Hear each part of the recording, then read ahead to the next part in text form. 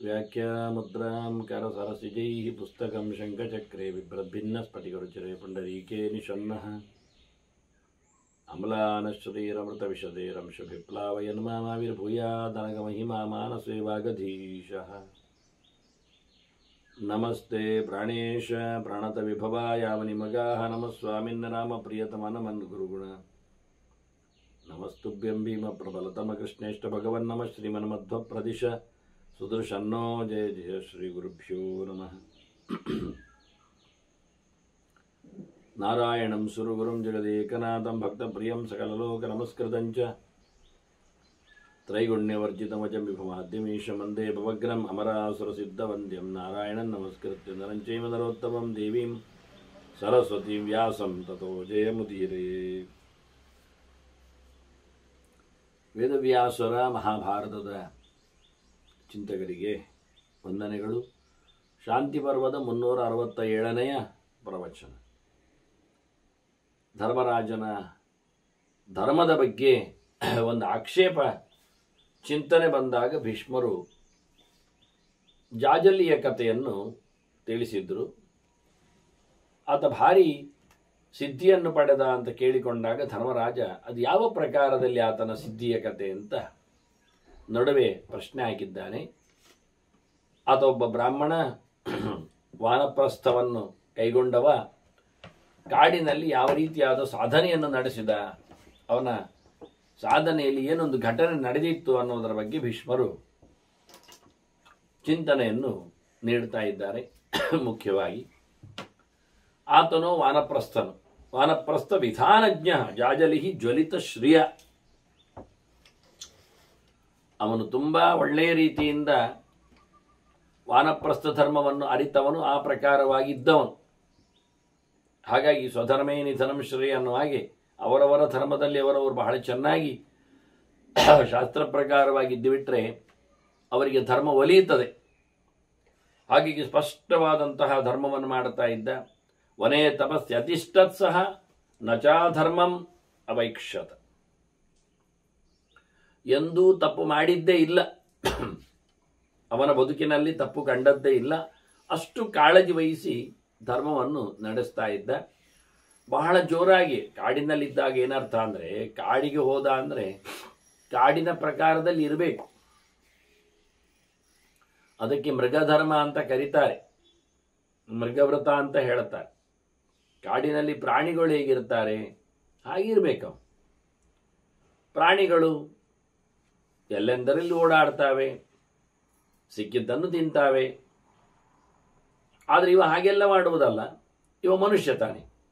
ಆದರೆ ಪ್ರಾಣಿಗಳು ಮನೆ ಅಂತ ಮಾಡಿಕೊಳ್ಳುವುದಿಲ್ಲ. ಅವುಗಳಿಗೆ ಮಂದಿ ಅಂತ ಇರುವುದಿಲ್ಲ, ಮಂದೆ ಇರುವುದಿಲ್ಲ. ಏನೊಂದು ಸ್ವಲ್ಪ ಕೆಲವೊಮ್ಮೆ ಇರ್ತದೆ ಅಷ್ಟೇ. ಆದರೆ ಮಳೆ ಬಂದಾಗ ಅವುಗಳಿಗಿಲ್ಲ ಶೆಲ್ಟರ್. ಹಾಗೆ ಚಳಿಯಾದಾಗ ಅವುಗಳಿಗೆ ಬಟ್ಟೆ ಇರುವುದಿಲ್ಲ. ಈ ರೀತಿಯಾಗಿ ಇವನು ಸಹ ವರ್ಷಾಸು ಆಕಾಶಶಾಯೀಚ, ಮಳೆಗಾಲದಲ್ಲಿ ಬಯಲಿನಲ್ಲೇ ಇದ್ದ ಇವ. ರಾತ್ರಿ ಹೊತ್ತು ಮಲಗುವುದಲ್ಲೇ, ಅದಕ್ಕೆ ಅದನ್ನು ಸ್ಪಷ್ಟಪಡಿಸಿತು. ಮತ್ತೆ ಚಳಿಗಾಲದಲ್ಲಿ ಆಗುವಾಗ ಹೇಮಂತೆ ಜಲ ಸಂಶ್ರಯ, ನೀರಿನಲ್ಲೇ ಇರ್ತಿದ್ದ. ಚಳಿ ಹಾಗೆ ತಡ್ಕೊಂಡಿರುವುದು. ಮತ್ತೆ ಬಿಸಿಲಲ್ಲಿದ್ದಾಗ ಬೇಸಿಗೆ ಕಾಲದಲ್ಲಿ ವಾತಾತಪ ಸಹ ಗ್ರೀಷ್ಮೆ, ಬಿಸಿಲಿನ ಕಾಲದಲ್ಲಿ ನೆರಳಿನಡೆಗೋ ಏನೋ ತಲೆಗೂ ಹಾಕೊಂಡಿಲ್ಲ. ಗಾಳಿ, ಮಳೆ, ಚಳಿ, ಬಿಸಿಲು ಎಲ್ಲದಕ್ಕೂ ತನ್ನನ್ನು ಒಡ್ಡಿಕೊಂಡು, ಹೇಗೆ ಶ್ರುತಿಯಲ್ಲಿ ಹೇಳ್ತಾರೆ, ವರ್ಷಂತಂ ನನಿಂದ್ಯಾತ್ ತದ್ವ್ರತಂ ಅಂತ. ಮಳೆ ಅಂತ ಗೋಗರೆ ಬೇಡ, ಸೆಕೆ ಅಂತ ಕೂಗಬೇಡ, ಚಳಿ ಅಂತ ಪರದಾಡಬೇಡ. ಏನು ಬಂತೋ ಅದನ್ನು ದೇಹದಲ್ಲಿ ಸಹಿಸಿಕೊಳ್ಳುವುದು. ಕೃಷ್ಣ ಹೇಳಿದದನ್ನೇ, ತಾಂತಿ ದೀಕ್ಷಾ ಸ್ವಭಾರತ ಮಾತ್ರ ಸ್ಪರ್ಶಾಸ್ತು ಕೌಂತೆ ಶೀತೋಷ್ಣ ಸುಖ ದುಃಖದ. ಚಳಿಗಾಲದಲ್ಲಿ ಶೀತ ಆಗ್ತದೆ, ಮೈಗೆ ಚಪ್ಪೆ ಆಗ್ತದೆ, ಬೇಸಿಗೆಗಾಲದಲ್ಲಿ ಬಿಸಿ ಆಗ್ತದೆ. ಇದನ್ನೆಲ್ಲ ಸಹಿಸಿಕೋ ಅಂತಾನೆ. ಅಭ್ಯಾಸ ಮಾಡಿಕೋ, ಅದು ಇರ್ತದೆ ಅದರ ಬಾಡಿಗೆ. ಹಾಗಾದರೆ ಎಷ್ಟು ಕಮ್ಮಿ ವಿಷಯಕ್ಕೆ ಎಷ್ಟು ಹೆಚ್ಚು ಬಿಸಿಗೆ ಚಪ್ಪೆಗೆ ನಾವು ದೇಹವನ್ನು ಒಡ್ಡಿಕೊಳ್ಳಿಕ್ಕೆ ಬರ್ತದೆ? ಹೆದರಿಕೊಂಡು ಹೋದರೆ ಮತ್ತಷ್ಟು ಹೆದರ್ತಾನೆ ಇರಬೇಕಾಗ್ತದೆ. ಇನ್ನೊಂದು ಗಾದೆ ಇತ್ತು, ಹೇಳ್ತಿದ್ರು, ಅವನಿಗೆ ತೀರ್ಥ ತಗೊಂಡ್ರೆ ಶೀತ ಆಗ್ತದೆ ಅಂತ, ಮತ್ತೆ ಆರತಿ ತಗೊಂಡ್ರೆ ಉಷ್ಣ ಆಗ್ತದೆ ಅಂತ. ಈ ನಮೂನೆಯ ಡೆಲಿಕೇಟೆಡ್, ಅತ್ಯಂತ ಅನುಪಯುಕ್ತವಾದ ದೌರ್ಬಲ್ಯವುಳ್ಳ ವ್ಯಕ್ತಿಯ ಕಥೆ ಹೇಗಿರ್ತದೆ. ಅದನ್ನು ಇವನು ಶುದ್ಧವಾದ ವಾನಪ್ರಸ್ಥ ಧರ್ಮ, ಪ್ರಾಣಿಗಳಂತೆ ಚಳಿ ಮಳೆ ಗಾಳಿಗೆ ಏನೂ ಮಾಡಿಕೊಳ್ಳದೆ ತನ್ನನ್ನು ಬಿಟ್ಟುಕೊಂಡು ನಜಾಧರ್ಮಂ ಅವಿಂದತ. ಹೀಗಾಗಿ ಆ ಧರ್ಮವನ್ನು ಚೂರು ಸಹ ಮಾಡಲಿಲ್ಲ, ಮಾಡುತ್ತಿರಲಿಲ್ಲ. ಬಹಳ ಕಠೋರವಾದ ಅವನ ಬದುಕು. ದುಃಖ ಶಯ್ಯಾಶ್ಚ ವಿವಿಧಾ ಭೂಮೌಚ ಪರಿವರ್ತನಂ. ನೆಲದಲ್ಲೇ ಮಲಗಿಕೊಳ್ಳುವುದು, ನೆಲದಲ್ಲೇ ಇರುವುದು, ಎಲ್ಲಗಳಂತೆ, ಪ್ರಾಣಿ ಕ್ರಿಮಿ ಕೀಟಗಳಂತೆ, ಮಣ್ಣುಮಯ. ಅತ್ಯಂತ ಕ್ಲಿಷ್ಟವಾದಂತಹ ದುಃಖವನ್ನು ಸಹಿಸಿಕೊಂಡು ಯಾವುದೇ ಐಷಾರಾಮವಾದ ಬದುಕು ಇಲ್ಲದೆ ಆತ ತಪಸ್ಸನ್ನು ಮೆರೆಯಿಸ್ತಾ ಇದ್ದ. ಹೀಗೆ ಮಳೆ ಒದ್ದೆ ಆಗಿದೆ, ಮೈಯೆಲ್ಲ ವಿಪರೀತ ಅನಿಸಿಕೊಂಡಿದೆ. ಹೀಗಾಗಿ ಆಪ್ಲುತಸ್ಯ ಜಟಾ ಕ್ಲಿನ್ನಾ ಬಭೂಹು ಗ್ರಥಿತಾ ಪ್ರಭು. ಜಟೆಯೆಲ್ಲ ಕಟ್ಟಿದೆ, ತಲೆಕೂದಲೆಲ್ಲ ಗಂಟು ಕಟ್ಟಿದೆ. ಮಳೆಯಲ್ಲಿ ಮುದ್ದೆ ಮುದ್ದೆ ಒರೆಸಿಕೊಳ್ಳೋಕದ್ದೇ ಇಲ್ಲ, ಮುದ್ದೆ ಮುದ್ದೆ ಆಗಿದೆ, ವಿಚಿತ್ರ ಆಗಿದೆ. ಅದರೊಟ್ಟಿಗೆ ಕಾಡು ಓಡಾಡುವುದು, ಜೊತೆಯಲ್ಲಿ ಮಣ್ಣು, ಅದರಿಂದ ಒಂದು ವಿಚಿತ್ರ ಅನಿಸಿಕೊಂಡಿದೆ. ಅರಣ್ಯ ಗಮನಾನ್ನಿತ್ಯಂ ಮಲಿನಃ ಮಲ ಸಂಯುತ. ಎಲ್ಲ ಗಲೀಜಾಗಿರತಕ್ಕಂಥ ದೇಹ, ಮೈ, ತಲೆ, ನಿತ್ಯ ಕಾಡಿಗೆ ಓಡಾಡುವುದರಿಂದ ಕಾಡು ತಾಗ್ತದೆ, ಮರಮಟ್ಟುಗಳು ಮುಡುತ್ತಾವೆ, ಮೈಯೆಲ್ಲ ಪರಚಿಕೊಂಡು ಹೋಗ್ತದೆ. ಹೀಗಿದ್ದ ಒಂದು ಸತ್ಯ ಅವನು ಯೋಚನೆ ಮಾಡಿದ, ತಪಸ್ಸು ಮಾಡುವ ಅವನ ಹಂತದಲ್ಲಿ. ಸಕದಾಚಿತ್ ನಿರಾಹಾರ ವಾಯುಭಕ್ಷ ಮಹಾತಪ. ಇನ್ನೇನು ತಿನ್ನುವುದಿಲ್ಲ ಅಂತ ಯೋಚನೆ ಮಾಡಿದ. ಗಾಳಿ ಮಾತ್ರ ಸೇವನೆ ಮಾಡುವುದು ನಿಂತುಕೊಂಡ. ಹಾಗೆ ತಸ್ತವು ಕಾಷ್ಟವದ ಅವ್ಯಗ್ರಹ ನಚಚಾಲ ನ ಕರೀಚ್. ಇನ್ನು ನಡೆಯುವುದಿಲ್ಲ, ಹೋಗುವುದಿಲ್ಲ, ಕಟ್ಟಿಗೆ ಆಗಿ ಕಂಬದಾಗಿ ನಿಂತುಕೊಂಡು ಬಿಟ್ಟ. ಉಸಿರಾಟ ಉಂಟು, ತಿನ್ನುವುದಿಲ್ಲ. ಇದು ತಪಸ್ಸು. ಹೇಳುವುದೇ ಇಲ್ಲ, ನಿಂತು ಬಿಟ್ಟಿದ್ದಾನೆ, ಕಂಬದ ಹಾಗೆ ಜಪ ಮಾಡ್ತಾ ಇದ್ದಾನೆ. ಸುಮಾರು ಸಮಯ ಆಯಿತು, ಮತ್ತಷ್ಟು ಸಮಯ ಆಯಿತು. ಇತ್ತವನ ಜಟೆಯಲ್ಲಿ ಎಲ್ಲ ನೀರೆಲ್ಲ ಬಿದ್ದದ್ರಿಂದ, ಮಳೆಗಾಲದರಲ್ಲಿ ಮುದ್ದೆ ಮುದ್ದೆ ಆದ್ರಿಂದ, ಚಂಡಿ ಚಂಡಿ ಒದ್ದೆ ಒದ್ದೆ ಆದ್ರಿಂದ ಅದರ ಎದುರಲ್ಲಿ ಮಣ್ಣು ಗಿಣ್ಣೆಲ್ಲ ಇರ್ಲಿಕ್ಕೆ ಹೋಗಿ ಏನೋ ಗಿಡಗಳೆಲ್ಲ ಆಗಿದಾಗೆ ಆಗ್ತಾವೆ, ಪಾಚಿಗಳು ಎಲ್ಲ. ಹಾಗಾಗಿ ಒಂದು ಎರಡು ಗುಬ್ಬಿಗಳು ಬಂದು ಅವನ ಕೂದಲಲ್ಲಿ ಗೂಡು ಕಟ್ಟಿದವು. ಅದನ್ನೇ ಸರಿ ಎಲ್ಲ ಮಾಡಿ ಅವುಗಳು ಮತ್ತೆ ಹೊರಗಿನಿಂದ ಎಲ್ಲ ಕಡ್ಡಿ ಕಸ ಎಲ್ಲ ತಂದು ಅವನ ಜಟೆ ಮೇಲೆ ಚಂದ ಮಾಡಿ ಒಂದು, ಇದು ಮರ ಅಂತ ತಿಳ್ಕೊಂಡೆ, ಅವುಗಳು ನಿಂತ ನಿಂತಿದೆ, ಅಲ್ಲಾಡ್ತಾ ಇಲ್ಲ ಇವ. ಕುಲಿಂಗ ಮಿತನೋ ರಾಜ ನೀಡಂ ಶಿರಸಿ ಚಕ್ರತುಹು.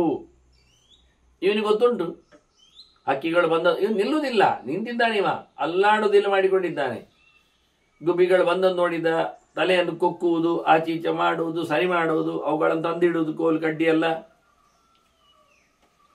ಇವನಿಗೆ ಪ್ರಾಣಿ ಮಾತ್ರದ ಮೇಲೆ ದಯೆ, ಪಾಪ ಅವುಗಳನ್ನು ಓಡಿಸಬಾರದು, ಇಲ್ಲಿ ಗೂಡು ಕಟ್ತಾವೆ ಕಟ್ಟಲಿ.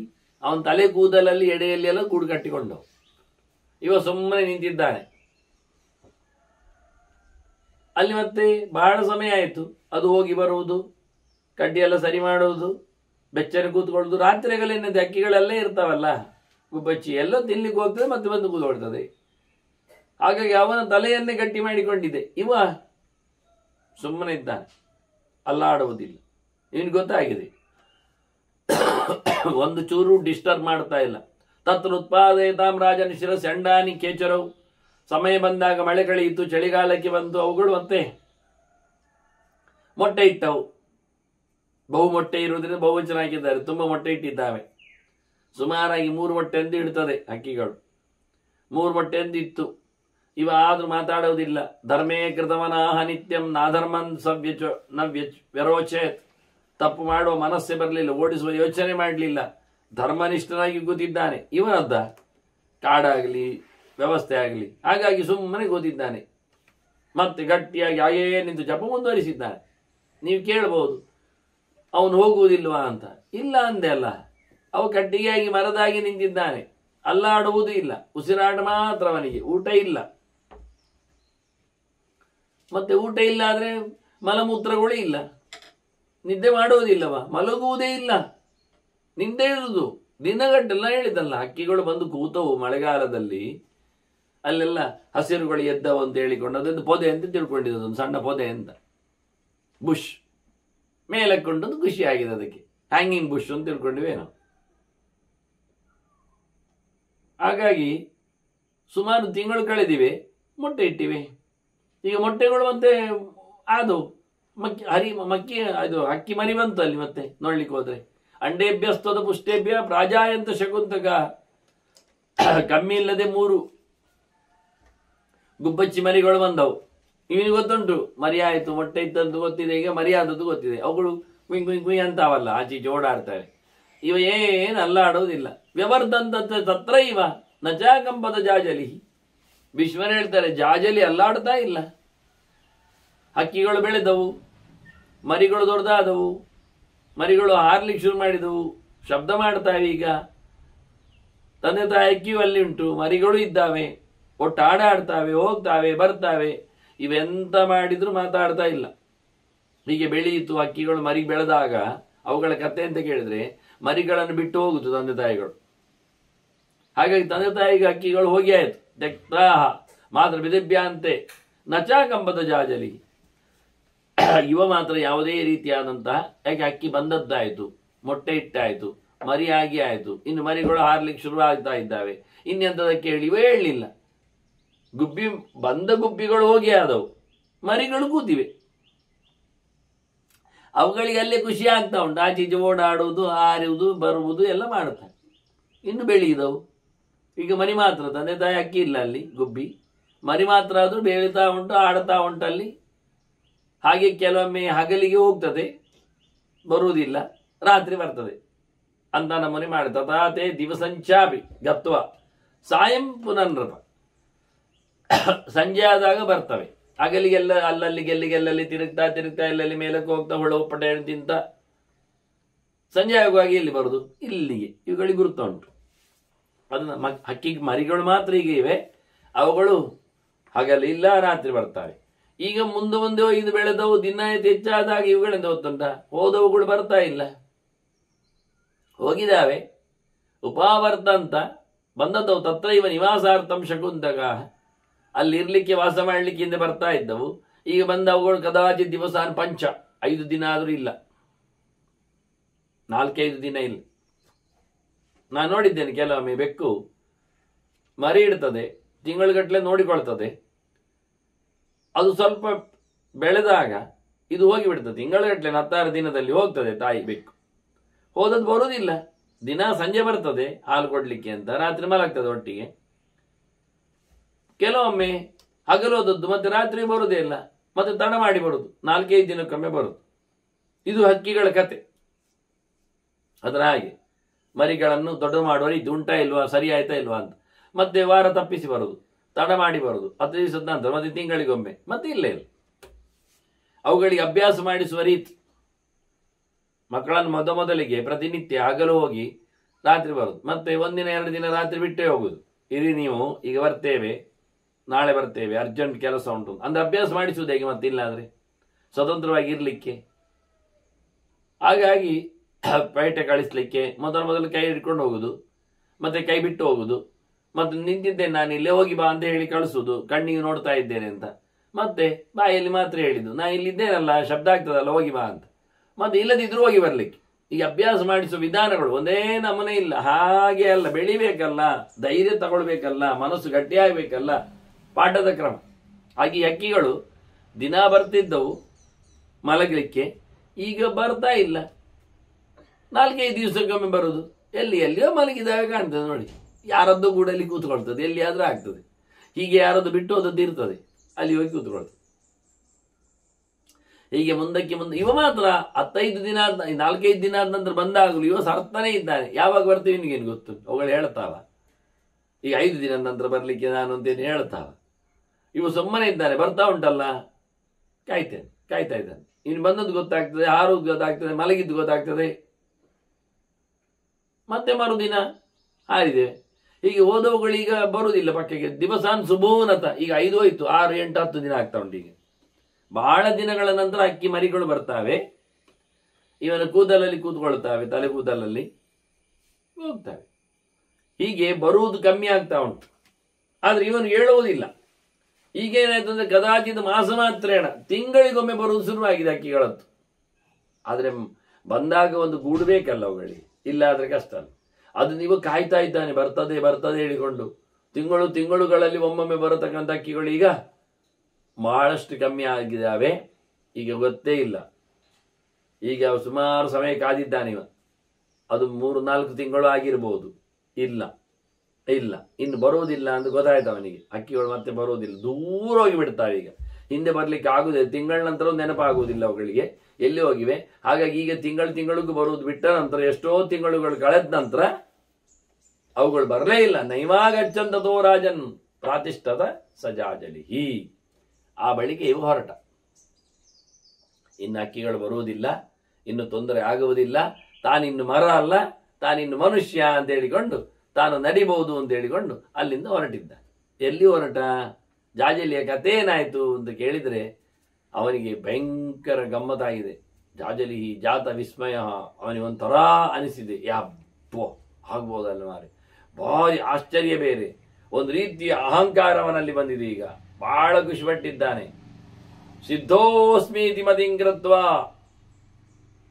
ಮತಿಂಚಕ್ರೇ ತದಸ್ತಂ ಮಾನ ಆವಿಶತ್. ನಾನೀಗ ಸಿದ್ಧ ಪುರುಷನಾಗಿದ್ದೆ. ಎಷ್ಟು ವಿಷಯ ಜೋರು ಕೇಳಿದ್ರೆ, ನನ್ನ ತಲೆ ಮೇಲೆ ಹಕ್ಕಿ ಗೂಡು ಕಟ್ಟಿಕೊಂಡು ಮರಿ ಮಾಡಿಕೊಂಡು ಮನೆ ಮಾಡಿಕೊಂಡು ಆರಾಮವಾಗಿ ಹಾರಿಕೊಂಡು ಹೋಗ್ತದೆ ಅಂದ್ರೆ ನಾನೀಗ ಸಿದ್ಧಿಯನ್ನು ಪಡೆದಿದ್ದೇನೆ ಅಂತ ಅರ್ಥ. ನನ್ನ ತಪಸ್ಸಿಗೆ ಸಿದ್ಧಿಯಾಗಿದೆ. ನಾನು ಒಂದು ಚೂರು ಯಾವುದೇ ರೀತಿಯಾದಂತಹ ತೊಂದರೆ ಇಲ್ಲದೆ ಬೆಳೆದಿದ್ದೇನೆ ಅಂತ ಅವನಲ್ಲಿ ಒಂದು ರೀತಿಯ ಗರ್ವ, ಅಹಂಕಾರ, ಅವನಿಗೆ ಅವನೇ ವಿಶೇಷ ಅಂತ ಅನಿಸಿಕೊಳ್ತಾ ಇದ್ದಾನೆ. ಅವನು ಯೋಚನೆ ಮಾಡಿದ, ಗೌಜಿ ಆಗಿದೆ ಅಂತ. ಈಗ ಹೊರಟವ, ಇಷ್ಟರವರೆಗೆ ತಟಸ್ಥನಾಗಿ ನಿಂತವ, ಅಲ್ಲಾಡದಿದ್ದವ ಈಗ ಅಲ್ಲಾಡ್ತಾನೆ ನೋಡಿ. ಅವು ಹೊರಟ, ನಡೀತಾ ಇದ್ದಾನೆ. ಸನದ್ಯಾಂ ಸಮುಪಸ್ಪೃಶ್ಯ ತರ್ಪಯಿತ್ವ ಉದಾಶನಂ ಉದಯಂತ ಮತಾದಿತ್ಯಂ ಅಭ್ಯಾಗಚ್ಚತ್ ಮಹಾತಪ. ಹೋಗಿದ, ನದಿಗೆ ಹೋದ, ನದಿಗೆ ಹೋಗಿ ಮುಳುಗಿದ, ಜಪ ಮಾಡಿದ. ಈಗ ಅರ್ಥ ಆಯ್ತು ನಿಮಗೆ ಇಷ್ಟೊತ್ತು ಮಾಡಲಿಲ್ಲ ಅಂತ. ಅದಕ್ಕೆ ನಾನು ಹೇಳಿದೆ, ನಿಂತೇ ಇದ್ದ. ಯಾವಾಗ ಹಕ್ಕಿಗಳು ಬರ್ತಾವೆ ಗೊತ್ತಿಲ್ಲ, ಆದ್ರಿಂದ ಹೋಗ್ತಾನೆ ಇಲ್ಲ ಅವ ಹಗಲಿಗೆ. ಇನ್ನು ರಾತ್ರಿ ಅಂದ್ರೆ ರಾತ್ರಿ ಹಕ್ಕಿ ತಲೆಯಲ್ಲೇ ಇದ್ದವು, ಏನು ಮಾಡುವ. ಆದ್ರಿಂದ ಮಲಗ್ತಿರ್ಲಿಲ್ಲ. ತಿನ್ನದೇ ಇರುವುದರಿಂದ ಮಲಮೂತ್ರಗಳ ವಿಸರ್ಜನೆ ಇಲ್ಲ, ಮತ್ತೆ ಅವನು ಹೋಗುವುದೇ ಇಲ್ಲ, ನಡೆದಾಟವಿಲ್ಲದ್ರಿಂದ ಸ್ನಾನ ಇಲ್ಲ, ಯಾವುದೇ ರೀತಿ. ಅವನು ನಿರಂತರವಾಗಿ ನಿಂತೆ ಎಚ್ಚರದಲ್ಲಿ ದೇವರ ಜಪ ಮಾಡ್ತಾ ಇದ್ದಾನೆ. ಮಾನಸಿಕವಾಗಿ ಭಗವಂತನಡೆಗೆ ತನ್ನನ್ನು ಸಂಪರ್ಕಗೊಳಿಸಿಕೊಂಡಿದ್ದಾನೆ. ಹೊರಗಿನಿಂದ ಅಕ್ಕಿಗಳು ಬಂದೋದದ್ದು ಗೊತ್ತಾಗ್ತದೆ ಅವನಿಗೆ, ಒಂದು ಅರೆಬರೆ ಎಚ್ಚರ ಇದ್ದಾಗೆ. ಹಾಗಾಗಿ ಅವನ ಧಾರಣೆ, ಅದು ಧಾರಣೆ, ಧ್ಯಾನ ಅಲ್ಲ, ಬ್ರೇಕ್. ಮಧ್ಯೆ ಮಧ್ಯದಲ್ಲಿ ನಿಂತು ದೇವರ ಚಿಂತನೆ ಮಾಡ್ತಾ ಇದ್ದಾನೆ. ಹೀಗಾಗಿ ಜಾಜಲಿಗೆ ಈಗ ಬಿಡುಗಡೆ ಇದ್ದಾಗೆ, ಹಕ್ಕಿಗಳು ಬರುವುದಿಲ್ಲ ಅಂದಾಗ ಹೋಗಿ ಸರೋವರ ನದಿಯಲ್ಲಿ ಮಿಂದು ಜಪ ಮಾಡಿ, ತರ್ಪಣ ಮಾಡಿ, ಅಗ್ನಿ ಸಮಾರಾಧನೆ ಮಾಡಿ, ವಾನಪ್ರಸ್ಥರು ಸಹ ಅಗ್ನಿಯಲ್ಲಿ ಸಮಾರಾಧನೆ ಮಾಡಲಿಕ್ಕೆ ಉಂಟು, ಹೇಳಿದ್ದೇನೆ ಇನ್ನೊಮ್ಮೆ. ಯಥಾ ಪ್ರಕಾರ ಅಗ್ನಿ ಸಮಾರಾಧನೆ ಮಾಡಿ ಅವ ಉದಯಿಸುವ ಸೂರ್ಯನನ್ನು ನೋಡಿದ. ಈಗ ಅಂದ್ರೆ ಈಗ ನದಿಗೆ ಹೋಗುವಾಗ ಸೂರ್ಯೋದಯದ ನಂತರ ಹೋದದ್ದಲ್ಲವ, ಅದಕ್ಕಿಂತ ಮೊದಲೇ ಹೋಗಿದ್ದಾನೆ. ಅಲ್ಲಿ ಎಲ್ಲ ನಡೆಸಿಕೊಟ್ಟ ಬಳಿಕ ಅವನಿಗೆ ಸೂರ್ಯ ಕಾಣ್ತಾ ಇದ್ದಾನೆ. ಅವನಿಗೂ ನಮಸ್ಕಾರ ಮಾಡಿದ. ಬಹಳ ಖುಷಿ ಪಟ್ಟವ. ಒಳ್ಳೆ ಹೊಸ ಸೂರ್ಯ ಕಂಡಾಗ ಎಷ್ಟೋ ಸಮಯ ಆಗಿದೆ, ಎಷ್ಟೋ ಸಮಯ ಅಂದ್ರೆ ವರ್ಷಗಟ್ಟಲೆ ಆಗಿದೆ. ಈಗ ತಿಂಗಳುಗಟ್ಟಲೆ ನಂತರ ಹಕ್ಕಿಗಳು ಬರುವುದರಿಂದ ಇನ್ನೊಂದು ಮಳೆಗಾಲಕ್ಕೆ ರೆಡಿ ಆಯ್ತು. ವಾಸ್ತವವಾಗಿ ಅವನು ಅಷ್ಟು ಸಮಯ ಇದ್ದಾನೆ. ನೋಡಿದ, ಸೂರ್ಯನ ಉಪಾಸನೆ ಮಾಡಿದ. ಬೆಳಿಗ್ಗೆದ್ದು ಎಲ್ಲವನ್ನು ಮುಗಿಸಿಕೊಂಡ, ಆನ್ನಿಕವನ್ನು ಮುಗಿಸಿಕೊಂಡ. ಮತ್ತೆ ಯೋಚನೆ ಮಾಡ್ತಾನೆ. ಬಹಳ ಯೋಚನೆಯಲ್ಲಿ ಮಾಡಿದಾಗ ಸಂಭಾವ್ಯ ಚಟಕಾನ್ ಮೂರ್ಧ್ನಿ ಜಾಜಲಿಹಿ ಜಪತಾಂಬರಹ. ಇಡೀ ನಿರಂತರವಾಗಿ ನಿಂತುಕೊಂಡು ಮಾಡಿದ್ದೆ ದೇವರ ಜಪ. ಮತ್ತೇನು ಮಾಡ್ಲಿಕ್ಕೆ ಆಗುದಿಲ್ಲ. ಓದ್ಲಿಕ್ಕೆ ಪುಸ್ತಕ ಹಿಡಿಲಿಕ್ಕೆಲ್ಲ ಆಗುವುದಿಲ್ಲ, ಪಾರಾಯಣ ಎಲ್ಲ ಗಟ್ಟಿ ಮಾಡ್ಲಿಕ್ಕೆ ಆಗುದಿಲ್ಲ. ಶಬ್ದ ಬಂದ ತಕ್ಷಣ ಹಕ್ಕಿಗಳು ಹೆದರಿ ಓಡ್ತಾವೆ. ಅಲುಗಾಡದೆ ನಿಂತಿದ್ದಾನೆ. ಹಾಗಾಗಿ ಮನಸ್ಸಿನ ಅಂಚಿನಲ್ಲಿ ಜಪವನ್ನು ಮಾತ್ರ ಮಾಡ್ತಾ ಇದ್ದಾನೆ. ಹೀಗೆ ಜಪ ಮಾಡ್ತಾ ಇದ್ದವ ಜಾಜಲಿ ಯೋಚನೆ ಮಾಡಿಕೊಂಡಂತೆ, ಹೇಗಾಯಿತು ಅಂತ. ನನ್ನ ತಲೆಯಲ್ಲಿ ಹಕ್ಕಿ ಗುಬ್ಬಿಗಳು ಕೂತಿವೆ ಅಲ್ಲ. ಯೋಚನೆ ಮಾಡಿ ಶಬ್ದ ಮಾಡಿ ಬೊಬ್ಬೆ ಆಗಿಬಿಟ್ಟ. ಆಸ್ಫೋಟೆ ತಥಾಕಾಶೆ ಧರ್ಮ ಪ್ರಾಪ್ತೋ. ಮೈ ಎತ್ತಿವೆ, ಯಾರಿಲ್ಲ ಅಲ್ಲಿ ಹೇಳಲಿಕ್ಕೆ ಏನಾಯ್ತು ಅಂತ. ಹಾಗಾಗಿ ಆಕಾಶವನ್ನು ನೋಡಿ ಹೇಳಿದ, ಮೇಲಕ್ಕೆ ಕತ್ತು ಮೇಲೆ ಮಾಡಿ ಹೇಳಿದ, ನನಗೆ ಸಿದ್ಧಿ ಆಯಿತು, ನಾನು ಧರ್ಮಾತ್ಮನಾದೆ, ನನಗೆ ಧರ್ಮ ದಕ್ಕಿತು ಹೇಳಿಕೊಂಡು ಕೈ ಚಪ್ಪಾಳೆ ತಟ್ಟಿ ಬೊಬ್ಬೆ ಹೊಡೆದು ಡಿಕ್ಲೇರ್ ಮಾಡಿಕೊಂಡು, ಅಲ್ಲಿ ಯಾರಿಲ್ಲ ಕೇಳಲಿಕ್ಕೆ, ಅವನಿಗೆ ಕೇಳಬೇಕು. ಅದನ್ನು ಅವನಿಗೆ ಕೇಳಿಕೊಳ್ಳುವಾಗಿ ಭಯಂಕರ ಅಹಂಕಾರದಲ್ಲಿ ಹೇಳ್ತಾನೆ, ಜಾಜಲಿ ಸಿದ್ಧ ಪುರುಷ. ಯಾರು? ಅವನೇ ಜಾಜಲಿ, ಇನ್ನೊಬ್ರು ಹೇಳುವುದಲ್ಲ. ನನಗೆ ಸಿದ್ಧಿ ಆಯಿತು, ನನಗೆ ಯಾರಾದ್ರೂ ಕೇಳಿದೆ ಏನು ಹೇಳುವ, ಹಾಗಾಗಿ ನಾನು ಸಿದ್ಧಿ ಪಡೆದೆ ಅಂತ ಕೂಗಿಕೊಂಡು. ಆಗ ಅವನಿಗೆ ಮೇಲಿನಿಂದ ಸ್ವರ ಕೇಳ್ತದೆ, ಧರ್ಮೇಣ ನ ಸಮಸ್ತಂ ವೈ ತುಲಾಧಾರಸ್ಯ ಜಾಜಲೆ. ನೀನು ತುಲಾಧಾರನಿಗೆ ಹೋಲಿಸಿದ್ರೆ ನಿನ್ನದು ಎಂಥದ್ದು ಧರ್ಮ ಅಲ್ಲ ಅಂತ ಹೇಳಿತ್ತು. ಮೊದಲು ವಿಶ್ವರ ಕಥೆ ಹೇಳುವಾಗ ಅವ ಸಮುದ್ರದಲ್ಲಿ ಕೂತಾಗ ನಾನೇ ಶ್ರೇಷ್ಠ ಅಂತ ಹೇಳಿಕೊಂಡಾಗ ಅಲ್ಲಿರತಕ್ಕಂಥ ರಾಕ್ಷಸರು ಪಿಶಾಚಿಗಳು ಇವನ ಹತ್ರ ಹೇಳಿದ್ದು ತುಲಾಧಾರನ ಎದುರು ನೀನೇನು ಅಲ್ಲ ಅಂತ. ಹಾಗಾಗಿ ತುಲಾಧಾರ ಯಾರು ಅಂತ ನೋಡಬೇಕು ಅಂತ ಈತ ಹೊರಡ್ತಾನೆ. ಆಗ ಅವರು ಸಮುದ್ರದೊಳಗಿದ್ದ ರಾಕ್ಷಸರು ಜಾಜಲಿಯನ್ನು ಈ ದಾರಿಯಿಂದ ಹೋಗುವಂತ ದಾರಿಯ ತುದಿಯಲ್ಲಿಟ್ಟಿದ್ದಾರೆ, ಸೀದಾ ಹೋಗು, ಕಾಶಿ ಸಿಗ್ತದೆ, ಅಲ್ಲಿ ನಿನ್ನ ಕೆಲಸ ಆಗ್ತದೆ ಅಂತ. ಇಲ್ಲಿ ಹೇಳುವಾಗ ಆಕಾಶದಲ್ಲಿ ಅವನು ಸಿದ್ಧ ಅಂತ ಕೂಗಿದ, ಯಾರು ಇರ್ಲಿಲ್ಲ ಹೇಳ್ತೀರಿ, ಎರಡು ಒಂದೇ ನಮನೆ. ಅವು ಎರಡೆರಡು ಸತಿ ಕೂಗಿದ್ದೇನು ತಪ್ಪು ಅಲ್ಲ, ಅಲ್ಲಿ ಕೂಗಿದ ಇಲ್ಲಿಯೂ ಕೂಗಿದ. ನಿಜವಾಗಿ ಸಮುದ್ರ ತೀರದಲ್ಲಿ ಆದ ಘಟನೆ ನೈಜವಾಗಿರುತ್ತದೆ ಮುಂದಿನಂಥದ್ದು. ಅವರು ಅವನನ್ನು ತೊದು ಬಿಟ್ಟದ್ದೌದು, ಕಾಶಿಗೆ ಹೊರಟದ್ದೌದು. ಅದನ್ನು ಲಿಂಕ್ ಮಾಡಿ ಹೇಳ್ತಾರೆ ಈಗ ಕಥೆಯನ್ನು. ಅವನು ಹಾಗೆ ಹೊರಟ, ಅವರು ಕಾಶಿಯ ದಾರಿಯನ್ನು ಹೇಳಿದ್ದೆಲ್ಲ ರಾಕ್ಷಸರೇ. ಇವನಿಗೆ ಕೇಳಿದ್ದ ಕಥೆಯಲ್ಲಿ ಇಷ್ಟೇ, ತುಲಾಧಾರನಿಗೆ ಸಮನಾಯಿತು. ಅಲ್ಲಿ ಕೇಳಿದೆ ಅವನಿಗೆ, ನದಿ ಸ್ನಾನಕ್ಕೆ ಹೋದಾಗ ಕೇಳಿದೆ. ಆದರೆ ಮತ್ತವನು ಸ್ನಾನ ಅನ್ನಿಕೆಲ್ಲ ಮುಗಿಸಿದ ನಂತರ ಮತ್ತೆ ಸಮುದ್ರದೊಳಗೆ ಹೋಗಿಕೊಂಡು ನಾನು ಸಿದ್ಧ ಅಂತ ಶುರು ಮಾಡಿದ್ದಾನೆ. ಒಮ್ಮೆ ಅವನಿಗೆ ಕೇಳಿತ್ತು ತುಲಾಧಾರನ ಬಗ್ಗೆ, ಅಲ್ಲಿ ಸಹ ರಾಕ್ಷಸರು ಅದನ್ನೇ ಹೇಳಿದ್ದಂದ್ರೆ ಮತ್ತೆ ಹೊರಟ. ಹೌದಾ, ಅವರು ತಂದು ಬಿಟ್ಟರು ದಾರಿಯಲ್ಲಿ, ಇದು ಕಾಶಿ ಹೋಗ್ತದೆ ಅಂತೇಳಿ. ಹಾಗಾಗಿ ಅವನ ಮಾತು ಕೇಳಿದ. ಜಾಜಲಿಗೆ, ಓ ಜಾಜಲಿಯೇ, ನೀನು ಅವನಿಗೆ ಸಮ ಅಲ್ಲ, ತುಲಾಧಾರನಿಗೆ ನೀನು ಸಮ ಅಲ್ಲ. ಅವನು ವ್ಯಾಪಾರಿ ಇದ್ದ, ವೈಶ್ಯ, ಇವ ದ್ವಿಜ, ಇವ ಬ್ರಾಹ್ಮಣ. ಜಾಜಲಿ ಅವ ಹೇಳ್ತಾನೆ, ವೈಶ್ಯನಿಗೆ ವ್ಯಾಪಾರಿಗೆ ನೀನು ಸಮ ಆಗಲಿಲ್ಲ. ಅವರೊಬ್ಬ ವ್ಯಾಪಾರಿ ಇದ್ದಾನೆವ ಕಾಶಿಯಲ್ಲಿ ಅನ್ನುವುದನ್ನು ಆ ಮಾತು ಕೇಳಿಸಿತು. ಅಷ್ಟೇ ಅಲ್ಲದು ಮತ್ತು ಮುಂದುವರಿಸಿ ಹೇಳ್ತದೆ, ಅವನು ಸಮೇತ ನಾನು ಸಿದ್ಧ ಪುರುಷ ಧರ್ಮಾತ್ಮ ಇದ್ದೇನೆ ಅಂತ ಅವನು ಸಮೇತ ಹೇಳಿಕೊಳ್ಳಿಲ್ಲ, ಕೊಚ್ಚಿಕೊಳ್ಳಿಲ್ಲ. ಅಂತ ದೊಡ್ಡ ವ್ಯಕ್ತಿತ್ವ ಅವನ ತುಲಾಧಾರನದ್ದು, ನೀನೆಂತ ಸಮಮಾರಾಯ ಅಂತೇಳಿ ಅವನನ್ನು ತುಚ್ಛಗೊಳಿಸಿದ್ದಾನೆ ಒಂದು ದೃಷ್ಟಿಯಿಂದ. ಆಗ ಇವನು ಅವುಗಳು ಪ್ರಾಣಿಗಳು ಹೇಳಿದ್ದನ್ನು, ರಾಕ್ಷಸರು ಹೇಳಿದ್ದನ್ನು ಕೇಳಿಕೊಂಡು ಹೊರಟ, ನಾನು ನೋಡಬೇಕು ಅಂತೇಳಿ. ಆದ್ದರಿಂದ ಅವರು ಕಾಣಿಸಿಕೊಟ್ರು, ಈಗ ಹೋಗು, ನಿನಗೆ ಸಿಗ್ತದೆ, ಕಾಶಿ ಸಿಗ್ತದೆ, ವಾರಾಣಸಿ ಸಿಗ್ತದೆ, ಅಲ್ಲಿ ನೀನು ಅವರನ್ನು ವಿಚಾರಿಸಲಿಕ್ಕೆ ಬರ್ತದೆ ಅಂತ. ಇವ ಯೋಚನೆ ಮಾಡಿದೆ ಈಗ, ಓ ನಾನು ಅಲ್ಲಲ್ಲ ಆಯ್ತಲ್ಲ ಅಂತ ಅವನಿಗೆ ಅವಮಾನ ಆಯ್ತು ಒಂದು ದೃಷ್ಟಿಯಿಂದ. ಕೂಗಿಕೊಂಡದ್ದಕ್ಕೆ ನಾನು ಧರ್ಮದಲ್ಲಿ ಅವನಿಗೆ ಸಮ ಅಲ್ಲ ಅಂದಾಗ ಅವನು ಹೊರಟ ಹುಡುಕೊಂಡು ಹೋಗಲಿಕ್ಕೆ. ಪೃಥ್ವೀ ಮಚರತ್ ರಾಜನ್ ಯತ್ರ ಸಾಯಂ ಗೃಹೇ ಮುನಿ.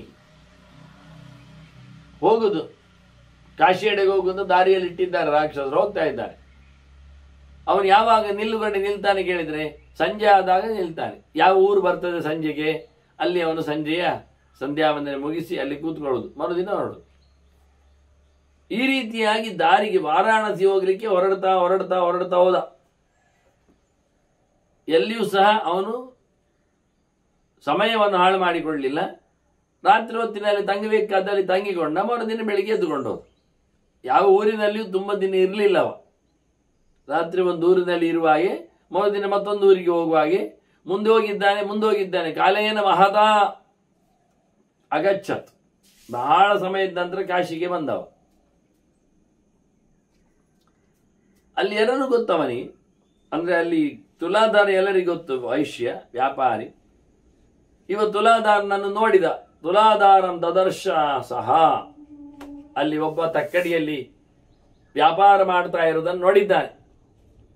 ಕಾಶಿಯಲ್ಲಿ ಒಬ್ಬ ವ್ಯಾಪಾರಿಯನ್ನು ಕಂಡ. ಅವನನ್ನು ಕಂಡ. ಕಾಣುವಾಗ ಈ ವ್ಯಾಪಾರಿ ಎದ್ದು ನಿಂತಿದ್ದಾನೆ, ಸಮುತ್ಥಾಯ ಸುಸಂಭ್ರಷ್ಟ, ತುಂಬ ಖುಷಿಯಾಗಿದೆ ಅವನಿಗೆ. ಬಂದದ್ದು ನೋಡಿ ಅವನು ಕೂತಾಗ ಜಾಗದಿಂದ ಎದ್ದಿದ್ದಾನೆ ವ್ಯಾಪಾರಿ. ಸ್ವಾಗತಂ ಅಂದಿದ್ದಾನೆ. ಸ್ವಾಗತೇನ ಅಭ್ಯಪೂಜೆಯದು, ಬರಬೇಕು ನಿನಗೆ ಹೇಳಿಕೊಂಡು ಅವನಿಗೆ ಸ್ವಾಗತವನ್ನು ಕೊಟ್ಟು ಸಂತೋಷಪಡಿಸಿದ್ದಾನೆ. ಇಷ್ಟೇ, ಇದರಲ್ಲೇ ಆಯ್ತು ವಾಸ್ತವವಾಗಿ. ಇನ್ನು ಮುಂದಿನದ್ದು ಅವನೇ ಹೇಳ್ತಾನೆ.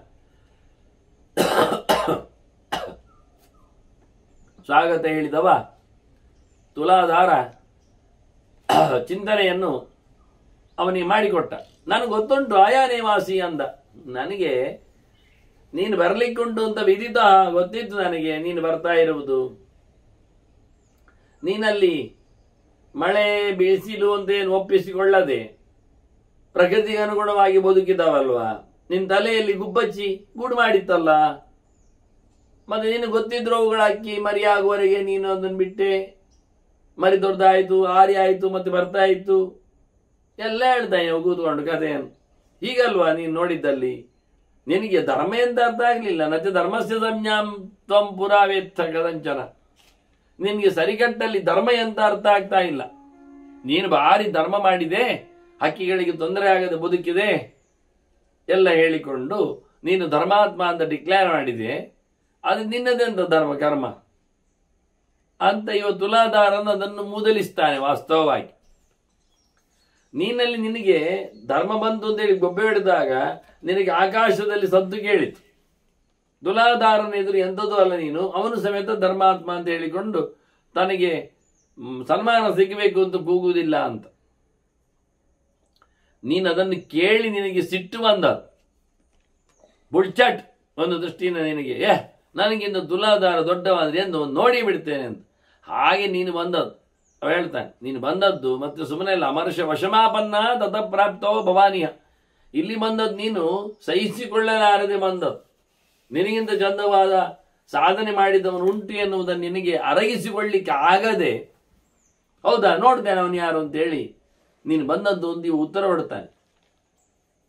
ನೀನು ಬಂದ ಕಥೆ ಏನು ಅಂತ ತುಲಾದಾರ. ಆಗ ಒಂಥರ ಆಗಿರ್ಬೇಕಲ್ಲ. ತನ್ನಷ್ಟಕ್ಕೆ ಕಾಶಿಯಲ್ಲಿದ್ದ ತುಲಾದಾರನಿಗೆ ತನ್ನ ತಲೆಯ ಮೇಲೆ ಹಕ್ಕಿ ಕೂತು ಅಲ್ಲಿಂದ ಇವನ ಕಾಷ್ಟವ್ರತದಿಂದಾಗಿ ಅದು ಹಾರಿಯೋದ ಬಳಿಕ ಮತ್ತೆ ಬಂದದ್ದು ಇವೆಲ್ಲ ಗೊತ್ತಾಗುವುದು ಹೇಗೆ ಅವನಿಗೆ? ಎಲ್ಲ ಹೇಳಿಬಿಟ್ಟ, ನನಗೆಲ್ಲ ಗೊತ್ತಾಯ್ತಲ್ಲ ಅಂತೇಳಿ ತಿಳಿಸಿಬಿಟ್ಟ ಅವನು. ಹಾಗಾಗಿ ಬಹಳ ಚೆನ್ನಾಗಿ ಅವನಿಗೆ ಧರ್ಮದ ಬಗ್ಗೆ ಸೂಕ್ಷ್ಮವಾದ ಮಾತನ್ನು ಕೇಳಿದಾಗ, ನೀನು ಸಿಟ್ಟಿನಲ್ಲಿ ಬಂದದ್ದು, ನನ್ನನ್ನು ಪರೀಕ್ಷೆ ಮಾಡಲಿಕ್ಕೆ ಅಂತ ಬಂದದ್ದು, ನೀನು ಒಪ್ಪಿಕೊಂಡು ಬಂದದ್ದಲ್ಲ ಅಂತೇಳಿ ಅವನಿಗೆ ಮೋರೆ ಹೊಡೆದಾಗಿ ಅವನ ಅಭಿಪ್ರಾಯವನ್ನು ಒಳಗೆ ಮನಸ್ಸಿನಲ್ಲಿ ಏನು ಅಭಿಪ್ರಾಯ ಉಂಟದನ್ನು ಸ್ಪಷ್ಟವಾಗಿ ತುಲಾದಾರ ಹೇಳಿಬಿಟ್ಟ. ನಿಂಗೆಂತ ಮಾಡುದು ಕೇಳಿದ. ಕರವಾಣಿ ಪ್ರಿಯಂಕಿಂತೆ ನಿನಗಿಷ್ಟವಾದ್ಯಂತ ಮಾಡ್ಬೇಕು ನಾನು ಹೇಳು, ಬಂದಿದ್ಯಲ್ಲ ಇಲ್ಲಿಗೆ ಅಂತ ಕೇಳ್ತಾನೆ. ಅವನದ್ದು ಕೇಳ್ತಾನೆ, ಎಂತ ಆಗಬೇಕು ಅಂತ ಕೇಳ್ತಾನೆ. ಆಗ ಜಾಜಲ್ಲಿ ಹೇಳ್ತಾನೆ, ಅಲ್ಲ ಮಾರಾಯ, ನೀನೀಗ ಮಾರ್ತಾ ಇರೋದು ನೋಡಿದ್ರೆ ಎಲ್ಲ ಕಂದ ಮೂಲ ಫಲ ಎಲ್ಲ ಮಾರ್ತಾ ಇದ್ದಿ ನೀನು. ವಿಕ್ರೀಣತ ಸರ್ವ ರಸಾನ್ ಸರ್ವ ಗಂಧಾಂಶ ವಾಣಿಜ್ಯ, ಎಲ್ಲ ಬಗೆಯ ರಸದ್ರವ್ಯಗಳನ್ನು ಎಲ್ಲ ಬಗೆಯ ಪರಿಮಳ ವಸ್ತುಗಳನ್ನು ನೀನು ಮಾರ್ತಾ ಇದ್ದಿ. ಇಲ್ಲಿ ನಿನ್ನ ಕತೆ ವ್ಯಾಪಾರದ ಕತೆ, ಮಾರಾಟದ ಕತೆ. ಅದು ಬಗೆ ಬಗೆ ಏನು ದೊಡ್ಡ ಸಂಗತಿ ಎಲ್ಲ ಮಾರುವುದಲ್ಲ. ಯಾರಾದ್ರೂ ಕೆಲವೊಮ್ಮೆ ವೇದಾಂತ ಪುಸ್ತಕಗಳು ಪುರಾಣ ಪುಸ್ತಕಗಳು ಮಾರುವುದಾದ್ರೆ ದೊಡ್ಡ ಪುಣ್ಯ ಬರ್ತವೆ. ಯಾರು ತಗೊಂಡು ಹೋದವರು ಅದನ್ನು ಸುಮ್ಮನೆ ಇಡುವುದಿಲ್ಲ, ಪಾರಾಯಣ ಮಾಡ್ತಾರೆ, ಓದ್ತಾರೆ. ಆ ಓದಿನ ಪುಣ್ಯ ಇವನಿಗೆ ಬರ್ತದೆ, ಮಾರಾಟ ಮಾಡಿದವನಿಗೆ ಅಂತ ಇರಬಹುದು. ಆದ್ರೆ ಹೇಳ್ತಾನೆ, ನಿನ್ನದೆಲ್ಲ ಮಾರುವಂಥದ್ದು ನೋಡಿದ್ರೆ ಉಂಟಲ್ಲ ಮಾರಾಯರೆ, ಮರಗಿಡಗಳು, ಅವುಗಳ ಬೇರುಗಳು ಅಂದ್ರೆ ಮದ್ದಿನಂಗಡಿ ಏನವನದು, ಬೇರು ಮೂಲ ಫಲ ವನಸ್ಪತಿ ಔಷಧಿ ಎಲ್ಲ ನೀನು ಮಾರ್ತಾ ಇದ್ದಿ. ದೇಶ ಮೂಲ ಫಲಾನಿಚ, ಅವುಗಳ ಬೇರುಗಳು ಹಣ್ಣುಗಳು ಇವನ್ನೆಲ್ಲ ನೀನು ಮಾರ್ತಾ ಇರೋದು. ಹಾಗಾಗಿ ನನಗೆ ಒಂದು ಪ್ರಶ್ನೆ ಅಂತ ಕೇಳಿದ್ರೆ, ಅಜ್ಞಾತ ನೈಷ್ಠಿಕಿ ಬುದ್ಧಿ ಕುತಸ್ವಾಮಿಯಮಾಗತ, ನಿನಗೆ ಹೇಗೆ ಗೊತ್ತು ನನಗೆ ಆದ ಘಟನೆ ಎಲ್ಲ? ಇಂಥ ನಿನಗೆ ಅಪರೋಕ್ಷವಾದಂಥ ದೃಷ್ಟಿ ಕಣ್ಣಿಗೆ ಕಾಣದೆಯೂ ವಿಷಯಗಳು ಗೊತ್ತಾಗುವುದು. ಎಲ್ಲಿಯೋ ನಡೆದದ್ದು ಇಲ್ಲಿ ನಡೆದಾಗಿ ನೀನು ಹೇಳುವಂಥದ್ದು. ಇಂತಹ ಒಂದು ಉತ್ತಮವಾದಂಥ ಬುದ್ಧಿವಂತಿಕೆ ನಿನಗೆ ಹೇಗೆ ಸಿದ್ಧಿಯಾಗಿದೆ ಅಂತ ತುಲಾಧಾರನಿಗೆ ಪ್ರಶ್ನೆ ಹಾಕಿ ಬಿಡ್ತಾನೆ. ವಾಸ್ತವವಾಗಿ ಜಾಜಲಿ ಎಂತ ಕತೆ ಮಾರೆ ಅದೇ ಹೇಳ ನನಗೆ ಅಂತ. ಅದಕ್ಕೆ ತುಲಾಧಾರ ಹೇಳ್ತಾನೆ, ಜಾಜಲಿ ನನಗೆ ಎಲ್ಲ ಸಂಗತಿ ಗೊತ್ತುಂಟು ಅಂತ. ವೇದಾಹಂ ಜಾಜಲೆ ಧರ್ಮಂ ಸರಹಸ್ಯಂ ಸನಾತನಂ. ಪ್ರಾಚೀನವಾದ ಧರ್ಮ ಯಾವುದು, ಅದರ ಗುಟ್ಟೇನು, ಅದರ ನಡೆಸುವ ವಿಧಾನ ಹೇಗೆ, ಅದರಲ್ಲಿ ನಾವ್ಯಾಕೆ ಹೆಮ್ಮೆ ಪಡ್ಲಿಕ್ಕಿಲ್ಲ ಅನ್ನುವುದೆಲ್ಲ ವಿಷಯಗಳು ನನಗೆ ಆ ಧರ್ಮದಲ್ಲಿ ಗೊತ್ತಿದೆ. ಹಾಗಾಗಿ ನನಗೆಲ್ಲ ಗೊತ್ತಾಗ್ತದೆ ಅಂತ ಹೇಳಿಕೊಳ್ಳಿಕ್ಕೆ ಅವನು ರಹಸ್ಯವಾದದ್ದು ನನಗೆ ಅರ್ಥ ಆಗ್ತದೆ ಅಂತೇಳಿ. ಸರ್ವಭೂತ ಇದಂ ಮೈತ್ರಂ ಪ್ರಕಾಶಂ ಮುಖ್ಯವಾಗಿರುವಂಥದ್ದು ಅದು ಸರ್ವಭೂತ ಅಲ್ಲ. ವಾಸ್ತವವಾಗಿ ನಾನು ತಿಳ್ಕೊಳ್ಳಿರುವಂಥದ್ದು ಧರ್ಮ, ಎಲ್ಲ ವಿಷಯ, ಅದು ಎಲ್ಲ ಪ್ರಾಣಿಗಳು, ಎಲ್ಲ ಸತ್ವಗಳು, ಎಲ್ಲ ಜೀವರಿಗೂ ಅದು ಇಷ್ಟ. ಸರ್ವಭೂತ ಹಿತಂ ಮೈತ್ರಂ, ಎಲ್ಲರನ್ನು ಪ್ರೀತಿಯಿಂದ ನೋಡುವಂಥದ್ದು ಧರ್ಮ. ಅದು ಪುರಾಣಂ ಎಂ ಜನಾಹವಿದು.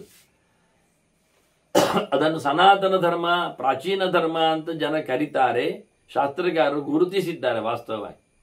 ಆದ್ರಿಂದ ಯಾರನ್ನು ನಾವು ಪಟ್ಟಣ ಮಾಡುವುದಿಲ್ಲವೋ ನಮಗೆಲ್ಲವೂ ಸಿದ್ಧಿ ಆಗ್ತದೆ. ಅದ್ರೋಹೇನೈವ ಭೂತಾನಾಂ ಅಲ್ಪದ್ರೋಹೇಣ ಅವನ ಯಾವೃತ್ತಿ. ಮುಖ್ಯವಾಗಿ ಕಮ್ಮಿ ದ್ರೋಹವನ್ನು ಮಾಡುವುದರಿಂದ, ಅದು ದ್ರೋಹವನ್ನು ಮಾಡದೇ ಇರೋದನ್ನು, ಯಾರ ಮೇಲೆ ದ್ವೇಷ ಇಲ್ಲ, ಎಲ್ಲೋ ಒಂದೆರಡು ಕಡೆಯಲ್ಲಿ ಸ್ವಲ್ಪ ದ್ವೇಷ ಅಷ್ಟೇ, ಸರಿಯಾಗಿರುವುದಿಲ್ಲ. ಹಾಗಾಗಿ ಯಾರು ನಿಜವಾಗಿ ದ್ವೇಷಗಳಿಗೆ ಬಲಿಯಾಗದೆ ಕರ್ಮವನ್ನು ನಡೆಸಿಕೊಡ್ತಾನೆ ಅದೇ ಮೈತ್ರ ಕರ್ಮ ಅಂತ ಅರ್ಥ.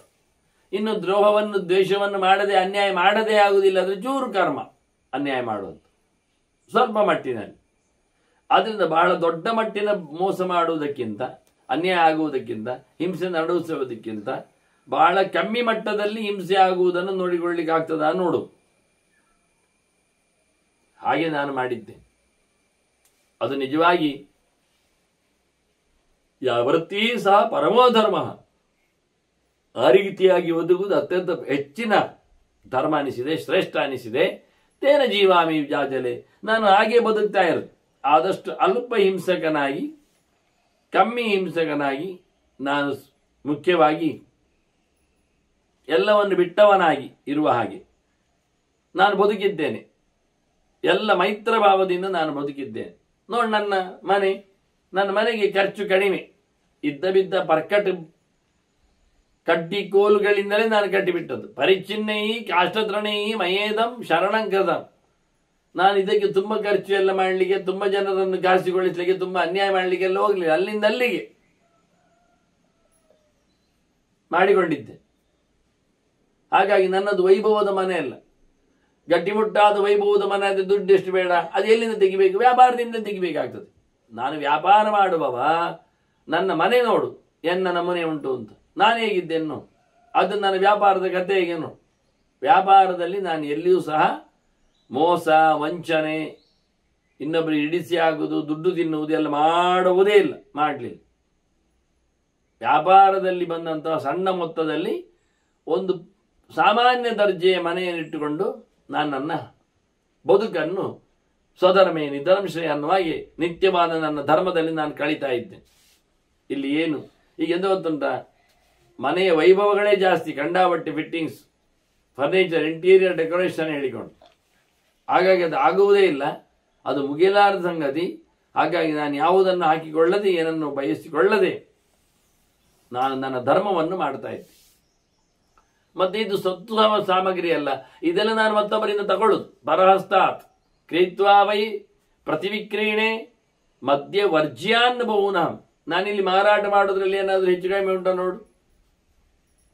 ಅರಗು, ಅತ್ತರು ಇವನ್ನೆಲ್ಲ ನಾನು ಕೊಡ್ತಾ ಇರೋದು. ಇಲ್ಲಿ ಸುಗಂಧ ದ್ರವ್ಯಗಳೆಲ್ಲ, ಇದರ ಮಧ್ಯೆ ನಾನು ಹೆಂಡ ಮಾರ್ತಾ ಇಲ್ಲ, ಎಲ್ಲ ಬಗೆಯ ರಸಗಳನ್ನು ಮಾರ್ತಾ ಇದ್ದೇನೆ. ನಾನಾ ರಸಾನ್, ವಿವಿಧ ರಸಾನ್ ಅಂತ ರಸಗಳೆಲ್ಲ ಕಷಾಯ ಎಲ್ಲ ಮಾರ್ತಾ ಇದ್ದೇನೆ, ಜೇನುತುಪ್ಪದಂತೆ ಎಲ್ಲ. ಆದ್ರೆ ನಾನು ಬೆಂಕಿ ಮಾರುತ್ತಾ ಇಲ್ಲ.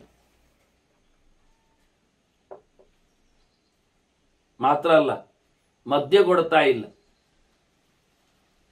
ಎಲ್ಲಕ್ಕಿಂತ ರಸದ ಹೇಸಿಗೆ ರಸ, ಅದು ಮದ್ಯರಸ. ನಾನು ಮದ್ಯರಸವನ್ನು ಮಾರುವುದಿಲ್ಲ, ಜನರಿಗೆ ಹಾಳು ಪದಾರ್ಥಗಳನ್ನು ನಾನು ಮಾಡುವುದಿಲ್ಲ. ಇನ್ನೊಬ್ಬರಿಂದ ತಗೊಂಡೇ ಮಾರುವಂಥದ್ದಾದರೂ ಸಹ ನಾನು ಅದು ಎಂಥದ್ದು ಅಮಾಯ, ನಾನು ಕಪಟ ಇಲ್ಲ, ನನ್ನ ಪಾಲಿನ ಲಾಭಾಂಶವನ್ನು ಮಾತ್ರ ಇಟ್ಟುಕೊಂಡು ಯಥಾಸಿತವಾಗಿ ನಾನು ಇನ್ನೊಬ್ಬರಿಂದ ಪಡೆದುಕೊಂಡೆ ಇಲ್ಲಿಯ ಜನರಿಗೆ ಹಂಚುತ್ತಾ ಇದ್ದೇನೆ. ಕಪಟ ಇಲ್ಲ, ಮೋಸ ಇಲ್ಲ, ಅನ್ಯಾಯ ಇಲ್ಲ, ಯಾವುದೇ ರೀತಿಯಾದ ಅಂದರೆ ನಿಜವಾಗಿ ಮೋಸ ಮಾಡಲಿಕ್ಕೆ ಎಷ್ಟು ಬರ್ತದೆ ಚೆನ್ನಾಗಿ ಅಂದರೆ, ನಮ್ಮ ವಿದ್ಯಾರ್ಥಿಗಳ ಕೆಲವರು ಹೇಳಿದ್ದುಂಟು, ಈಗ ಒಂದು ಚಹಾ ಹುಡಿ 5 kg ತನ್ನಿ, ಹೋಲ್ಸೇಲ್ ಹೇಳಿದ ಹಾಗೆ ಕಂಪನಿಯಲ್ಲಿ ಒಂದಿಷ್ಟು ರೂಪಾಯಿ, ಒಂದು 200 ರೂಪಾಯಿ kg ಕೊಂಡು ಇಟ್ಕೊಳ್ಳಿ, ಜಾಸ್ತಿ ಇರ್ಬೋದು ನನಗೆ ಗೊತ್ತಿಲ್ಲ, ಇರಲಿ, 1,000 ರೂಪಾಯಿ ಖರ್ಚಾಯ್ತು ಅವನಿಗೆ 5 kg ತಂದಾಗ. ಆ 5 kg ಚಹಾಕ್ಕೆ ಒಂದು ಅರ್ಧ kg 500 ಗ್ರಾಮ್ ಸಕ್ಕರೆ ಹುಡಿ ಹಾಕಿದವ, ಸಣ್ಣ ಸಕ್ಕರೆ ಪೌಡರ್. ಈಗ ಎಷ್ಟಾಯ್ತು ಚಹಾ ಹುಡಿ ನಿಮಗೆ? ಚಹಾ ಹುಡಿ 5 kg ಹೋಗಿ 5.5 ಆಯ್ತು. ಈಗ ಭಾರ ಲೆಕ್ಕ ಹಾಕಿದ್ರು 5.5 kg ಆಯ್ತು. ಈಗೇನು ಅರ್ಧ kg ಸಕ್ಕರೆಗೆ ಒಂದು 10-20 ರೂಪಾಯಿ ಇರ್ತದೆ, ಆದರೆ ಅರ್ಧ kg ಚಹಾಕ್ಕೆ 100 ಗಟ್ಟಲೆ ಇರ್ತದೆ. ಏನಾಯ್ತು? ಈಗ ಅವನಿಗೆ ಕೂತಲ್ಲಿಯೇ ತನ್ನಷ್ಟಕ್ಕೆ ಹೆಚ್ಚು ಲಾಭ ಬಂತು. ಜನ ತಿಳ್ಕೊಂಡು ಇವ ಚಹಾ ಹುಡಿಯನ್ನು ಪ್ಯಾಕ್ ಮಾಡಿ ಜನರಿಗೆ ಹಂಚುತ್ತಾನೆ, ಅವರು ತಗೊಳ್ತಾರೆ, ಅವರು ಮಾತ್ರ ಕೆಲವೊಮ್ಮೆ ಖುಷಿ ಪಡ್ತಾರೆ, ಹೆಚ್ಚಿನವರೆಲ್ಲ ಖುಷಿ ಪಡುವುದೇ. ಆ ಚಹಾ ಹುಡಿ ತನ್ನಿ ಮಾರೇರೆ, ಅದಕ್ಕೆಲ್ಲ ಹೆಚ್ಚು ಸಕ್ಕರೆ ಹಾಕಬೇಕಾಗಿಲ್ಲ, ಲಾಯ್ಕಿ ಇರ್ತದೆ, ಒಳ್ಳೆ ಚಹಾ ಅಂತ ಹೇಳ್ತಾರೆ. ಇವ್ರಿಗೇನು ಗೊತ್ತು? ಆದ್ರಿಂದ ಅವು ಇನ್ನೊಂದು ಕಡೆಯಲ್ಲಿ ಸಕ್ಕರೆ ಸೇರಿಸಿ ಚಹಾದ ರೇಟಿನಲ್ಲಿ ಮಾರಾಟ ಮಾಡಿ ದುಡ್ಡು ಮಾಡಿದ, ಇದು ಮೋಸ. ಇವ ಹೇಳ್ತಾನೆ, ನಾನು ಇನ್ನೊಬ್ಬರಿಂದ ತಗೊಂಡದ್ದಾದ್ರೂ ನಾನು ಮೋಸ ಮಾಡದೆ ಅದನ್ನು ಮಾರ್ತಾ ಇದ್ದೇನೆ, ನನಗೆ ಅತಿ ಕಡಿಮೆ ಲಾಭವನ್ನು ಪಡೆದ್ರು ನಾನು ಸಮಸ್ಯೆ ಇಲ್ಲ, ನನಗೆ ಸುಖವಾಗಿರ್ತೇನೆ, ನಾನು ಇನ್ನೊಬ್ಬರಿಗೆ ಮೋಸ ಮಾಡುವುದಿಲ್ಲ. ಸರ್ವೇಶಾಂ ಯಹ ಸುವರ್ಧ ನಿತ್ಯಂ ಸರ್ವೇಶಾಂಚೈತೆ ರಥ. ನಾವೀಗೇನು ಮಾಡುವ? ಅವನಿಂದ ತಗೊಂಡದ್ದನ್ನು ಇಲ್ಲಿ ನಾನು ಕಲಬೆರಕೆ ಮಾಡಿ ದುಡ್ಡು ಹೆಚ್ಚು ಮಾಡಿ ಮಾರಾಟ ಮಾಡಿದರೆ ನಾನು ಅಷ್ಟು ಜನರನ್ನು ಮೋಸ ಮಾಡಿದಾಗ ಆಗ್ತದೆ, ಅಷ್ಟು ಜನರನ್ನು ನಾನು ದ್ವೇಷಿ ಆಗ್ತೇನೆ, ಅವರಿಗೆ ಗೊತ್ತಿಲ್ಲ ನಾನು ದ್ವೇಷಿಸಿದಂತೆ ಆಯ್ತು, ನನ್ನ ನೆನಪೇ ಆ ನಮೂನೆಯಾಗಿ ಬಿಡ್ತದೆ. ಅದಕ್ಕೆ ನಾನು ಎಲ್ಲರನ್ನು ಪ್ರೀತಿಯಿಂದ ನೋಡುವುದರಿಂದ ಹೇಳುವುದಷ್ಟೇ ಅಲ್ಲ, ವಸುದೈವ ಕುಟುಂಬಕಂ ಅಂತೇಳಿ, ಮತ್ತೆ ಇವರೆಲ್ಲ ನನ್ನ ಬಾಂಧವರು ಅಂತ ಹೇಳುವುದಲ್ಲ, ಕೊನೆಗೆ ಬದುಕುವಾಗೇ ಆಗಿ ಮಾಡಿಕೊಳ್ಳಲಿಕ್ಕೆ ಉಂಟು, ಆ ರೀತಿಯಾಗಿ ಇರಲಿಕ್ಕೆ ಉಂಟು. ಹಾಗೆ ನಾನು ಯಾರಿಂದಲೂ ಸಹ ಏನನ್ನು ಸಹ ಒಂದು ಪೈಸೆ ಹೆಚ್ಚಿಗೆ ಲಾಭವನ್ನು ಪಡೆದುಕೊಳ್ಳದಂತೆ ಎಷ್ಟರ ಮಟ್ಟಿಗೆ ಆರತಿಯ ವ್ಯವಸ್ಥೆ ಆಗಿತ್ತು ಅಷ್ಟರ ಮಟ್ಟಿಗೆ ನೋಡಿಕೊಳ್ಳುವ ಹಾಗೆ ನಾನು ಇದ್ದದರಲ್ಲೇ ತೃಪ್ತಿಯನ್ನು ಪಡೆದಿದ್ದೇನೆ. ಪರ್ಕಟ್ ಮನೆಯಲ್ಲೇ ನಾನು ಅರಮನೆ ಮಾಡಿಕೊಳ್ಳುತ್ತೇನೆ. ಯಾಕೆಂದರೆ ಲಾಭ ಮಾಡಿಕೊಂಡವರದ್ದೇ ಸೋಫಾ ಸೆಟ್ಟುಗಳು, ಮನೆ, ಆಕಾರಗಳು, ವಾಹನಗಳೆಲ್ಲ ದೊಡ್ಡ ದೊಡ್ಡದಾಗ್ತಾ ಹೋಗ್ತವೆ. ಜನರ ಲಾಭದ ಜನರ ದುಡ್ಡನ್ನೇ ಅವನು ಲಾಭದಲ್ಲಿ ತಿಂದಾಗುವುದು. ನಾನು ಜನರಿಗೆ ಯಾವುದೇ ರೀತಿಯಾದ ಟೊಪ್ಪಿ ಹಾಕಲಿಲ್ಲ ಅಂದವ. ನಾನು ಎಲ್ಲರನ್ನು ಪ್ರೀತಿಯಿಂದ ನೋಡ್ತಾ ಇದ್ದೇನೆ. ಕರ್ಮಣ ಮನಸ ವಾಚ ಸಧರ್ಮಂ ವೇದ ಜಾಜಲೆ. ಯಾರು ನಿಜವಾಗಿ ಎಲ್ಲರಿಗೂ ಪ್ರೀತಿಯನ್ನು ಕೊಡ್ತಾನೆ, ಯಾರನ್ನು ಮೋಸ ಮಾಡುವುದಿಲ್ಲ, ಕಾಯಿಕವಾಗಿ, ವಾಚಿಕವಾಗಿ, ಮಾನಸಿಕವಾಗಿ, ತ್ರಿಕರಣಪೂರ್ವಕವಾಗಿ ಅವನು ನಿಜವಾಗಿ ಧರ್ಮವನ್ನು ತಿಳ್ಕೊಳ್ತಾನೆ. ನಿನಗೆ ಧರ್ಮ ಗೊತ್ತಾಗಲಿಲ್ಲ, ನನಗೆ ಯಾಕೆ ಗೊತ್ತಾಯಿತು ಧರ್ಮ, ನನಗೆ ಯಾಕೆ ಎಲ್ಲ ಅಂದಾಜು ಆಗ್ತದೆ ಕೇಳಿದರೆ, ನಾನು ಯಥಾ ಪ್ರಕಾರದಲ್ಲಿ ಇದ್ದೇನೆ, ಈ ಸಂಪತ್ತಿನ ಲಾಭವನ್ನು ಬಹಳ ಚೆನ್ನಾಗಿ ನೋಡಿಕೊಳ್ತೇನೆ, ಯಾರಿಗೂ ಮೋಸ ಮಾಡುತ್ತೇನೆ. ಸಮೋಹಂ ಸರ್ವಭೂತೇಶು. ನನಗೆ ಯಾರ ಮೇಲೆ ರಾಗ ಇಲ್ಲ, ಯಾರ ಮೇಲೆ ಸಿಟ್ಟಿಲ್ಲ, ಕಾಮಕ್ರೋಧಗಳಿಂದ ದೂರ ಇರ್ಲಿಕ್ಕೆ ಹೋಗಿ ನಾನು ಸಮನಾಗಿದ್ದೆ. ನನ್ನ ಕೈಯಲ್ಲಿ ನೋಡು ತಕ್ಕಡಿ, ನಾನು ತಕ್ಕಡಿ ಅಂದ್ರೆ ತುಲಾಮೆ ಸರ್ವಭೂತೇಶು ಸಮಾತಿಷ್ಠತಿ ಜಾಜಲೆ. ನನಗೆ ಈ ತಕ್ಕಡಿಯಾಗಿ ನಾನು ಎಲ್ಲರಲ್ಲಿ ಸಮನಾಗಿದ್ದೇನೆ. ತಕ್ಕಡಿ ಮೋಸ ಮಾಡುವುದಿಲ್ಲ. 2 ತಟ್ಟೆಗಳು ಸಮಾನವಾಗಿ ನಿಲ್ತದೆ. ನೀವು ಪದಾರ್ಥ ಹಾಕಿದ್ರೆ ಕೆಳಗೆ ಬೀಳ್ತದೆ, ಆಗ ಎಷ್ಟು ಗ್ರಾಮ್ ಉಂಟು ನೋಡ್ಲಿದ್ರೆ ಸರಿಯಾಗಿ ಬರ್ತದೆ. ಅದು ತಪ್ಪನ್ನು ಹೇಳುವುದೇ ಇಲ್ಲ. 1 kg ಕಲ್ಲಿಟ್ರೆ ಹಾಕಿದ ಪದಾರ್ಥ 1 kg ಉಂಟು ಇಲ್ಲ ಎನ್ನುವುದು ಹೇಳ್ತದೆ. ಹಾಗೆ ನನ್ನ ಕೈಯ ತಕ್ಕಡಿಯಂತೆ ನಾನು ಯಾರಿಗೂ ಮೋಸ ಮಾಡದೆ, ದ್ರವ್ಯವನ್ನು ಹೆಚ್ಚು ಕಡಿಮೆಗೊಳಿಸದೆ ನಾನು ಸಂತೋಷವಾಗಿ ಇದನ್ನು ಒಪ್ಪಿಕೊಂಡಿರತಕ್ಕಂಥ ವೈಶ್ಯ ಇದ್ದೇನೆ ಅಂತ ಹೇಳಿಕೊಂಡ. ನಾಹಂ ಪರೇಶಾಂ ಕೃತ್ಯಾನಿ ಪ್ರಶಂಸಾನಿ ಶಪಾಮಿವ. ದೊಡ್ಡ ವಿಷಯ ಅಂದ್ರೆ ಅಂಗಡಿಯಲ್ಲಿ ಕೂತವನಿಗೆ ಮಾರಾಟಕ್ಕಿಂತ ಹೆಚ್ಚು ಆಗುವುದು ಪುಕ್ಸಾಡ ಸಿಗತಕ್ಕಂಥ ಮಾತುಕತೆ, ಪಟ್ಟಾಂಗ.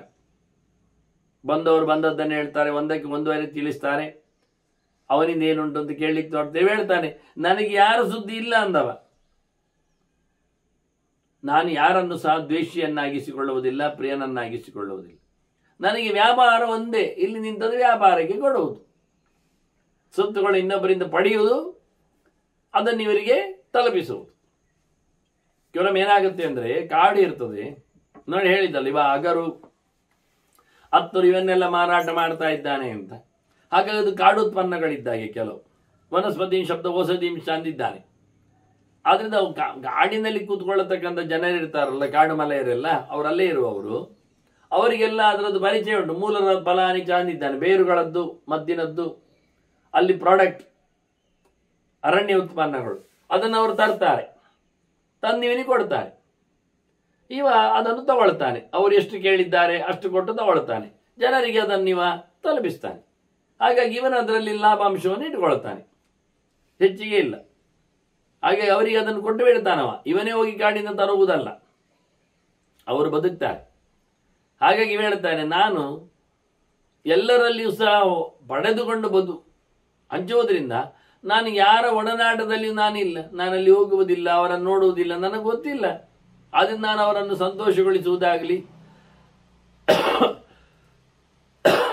ಹೊಗಳುವುದಾಗಲಿ ಅಥವಾ ಅವರನ್ನು ನಿಂದೆ ಮಾಡುವುದಾಗಲಿ ಬೈಯುವುದಾಗಲಿ ಏನಿಲ್ಲ. ನ ಪ್ರಶಂಸಾಮಿ ಶಪಾಮಿವ, ನಾನು ಯಾರನ್ನು ಹೊಗಳುವುದಿಲ್ಲ, ತೆಗೊಳ್ಳುವುದಿಲ್ಲ, ನನಗೆ ಯಾರ ಮೇಲೂ ಪ್ರೀತಿ ಇಲ್ಲ, ಯಾರ ಮೇಲೆ ದ್ವೇಷವೂ ಇಲ್ಲ.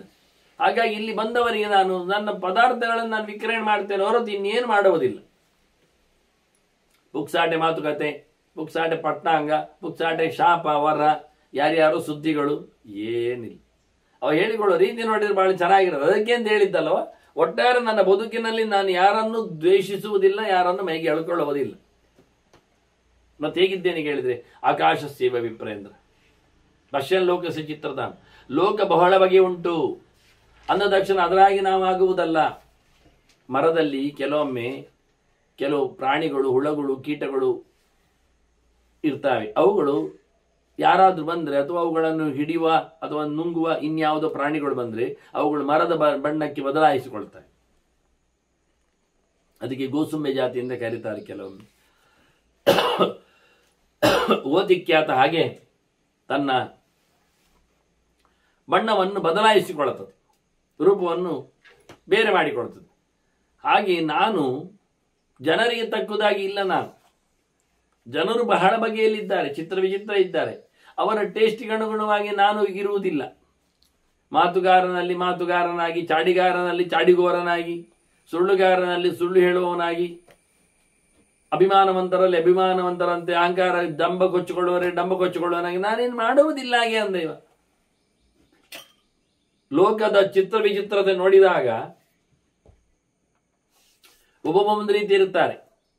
ಅಂದ್ರೆ ಅವರು ವ್ಯಾಪಾರಕ್ಕೆ ಬಂದವರು ಎಲ್ಲಿಯಾದರೂ ಹೆಚ್ಚು ಮಾತಾಡಿದ್ರೆ ಒಂದು ಎರಡು ಪಾವಣೆ ಕಮ್ಮಿ ಮಾಡ್ತಾನೋ ಅಂತ ಅವನ ತಲೆಯಲ್ಲಿ ಇರ್ತದೆ, ಅದಕ್ಕೆ ಪಸೆ ಮಾಡುವುದು.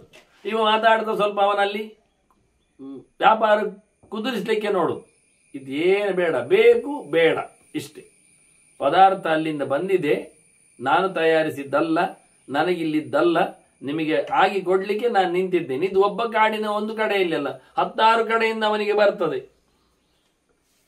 ಅವರು ಒಟ್ಟು ಮಾಡಿಕೊಂಡವರು, ಅವರಿಗೆ ಬೇಕದು, ಬೇಕಾದಾಗ ತಂದು ಕೊಡುದವರು. ಕಾಡಿನ ಜನ ಕೆಲವೊಮ್ಮೆ ಅಂಗಡಿಯವ ಹೇಳಿರ್ತಾರೆ, ಒಮ್ಮೆ ಬಂದಾಗ ನಮಗೆ ಬರುವ ತಿಂಗಳು ಬರುವಾಗ ನೀವು ತಂದು ಬಿಡಿ ಸೊತ್ತನ್ನು ಅಂತ, ಹಾಗೆ ತರ್ತಾನೆ. ಕೆಲವೊಮ್ಮೆ ಅವನಿಗೆ ಯಾವತ್ತು ದುಡ್ಡು ಬೇಕಿರ್ತದೆ ಅಥವಾ ಬೇರೆ ಸೊತ್ತುಗಳು ಬೇಕಿರ್ತಾವೆ, ಆಗ ಕಾಡಿನ ಜನ ಅಂಗಡಿಗೆ ಬರ್ತಾರೆ. ನೋಡಿ ಇದೊಂದುಂಟು, ಜೇನುತುಪ್ಪ ತಂದಿದ್ದೇನೆ, ಇದಕ್ಕೆ ಬದಲಾಗಿ ನಮಗೆ ಅಕ್ಕಿ ತೆಂಗಿನಕಾಯಿ ಎಲ್ಲ ಕೊಡಿ ಅಂತ ಕೇಳ್ತಾರೆ, ತಗೊಂಡು ಹೋಗ್ತಾರೆ. ಅದಕ್ಕೆ ಸಮನಾಗಿ ಕೆಲವೊಮ್ಮೆ ಅವರಿಗೆ ಬೇಕಾದಾಗ ಸೊತ್ತು ತರ್ತಾರೆ, ಕೆಲವೊಮ್ಮೆ ಅಂಗಡಿ ಹೇಳಿದ್ದಕ್ಕೆ, ಇಲ್ಲಿ ಜನ ಕೇಳಿದ್ದಕ್ಕೆ, ಬೇಡಿಕೆ ಇದ್ದದ್ದು ನೋಡಿ ತರ್ತಾರೆ. ಅದ್ರ ಆಚೆಗೆ ಏನಿಲ್ಲ, ಅದು ಎರಡಕ್ಕೂ ಅವನು ದುಡ್ಡು ಕೊಡಬೇಕು. ಹಾಗಾಗಿ ಮನುಷ್ಯ ಬಂದವನಿಗೆ, ವ್ಯಾಪಾರ ಮಾಡುವವನಿಗೆ, ಗ್ರಾಹಕನಿಗೆ ಯಾವುದೇ ರೀತಿಯಾದಂತಹ ಮೋರೆಗೆ ನೋಡಿ ವ್ಯಾಪಾರ ಮಾಡುವ ಲಕ್ಷಣ ವೈಶ್ಯನದ್ದಲ್ಲ. ವ್ಯಾಪಾರದವನಿಗೆ ಇವತ್ತು ಹೇಗೆ ಆಗಿದೆ ಆಯ್ತು, ಅಲ್ಲಿಗೆ ಉಂಟು ಹೇಳಿದ್ರು ತರ್ಲಿಕ್ಕೆ ಇಲ್ಲ ಅಂತ ಆಗಿಬಿಟ್ರೆ, ಏನು ಬೇಕು ಹೇಳಿದ್ದಾರೆ, ಜನ ಕೇಳಿದ್ದಾರೆ, ತರಬೇಕು ಅಂದ್ರೆ ಅಲ್ಲಿ ಇಲ್ಲ ಆಗಿಬಿಟ್ರೆ ಖಂಡಿತವಾಗಿಯೂ ದುಡ್ಡು ಏರ್ತದೆ ಡಿಮ್ಯಾಂಡ್ ಮೇಲೆ ನಿಂತಾಗ. ಇಲ್ಲ ಅಂದಾಗ ಅವನು ತಂದು ಇಷ್ಟೇ ತಂದಿದ್ದೇನೆ, ಇಷ್ಟೇ ಇರುವುದು, ಇದಕ್ಕೆ ನೀವು ಹೆಚ್ಚು ಕೊಡಿ ಅಂತಾನೆ, ಕೊಡಬೇಕು.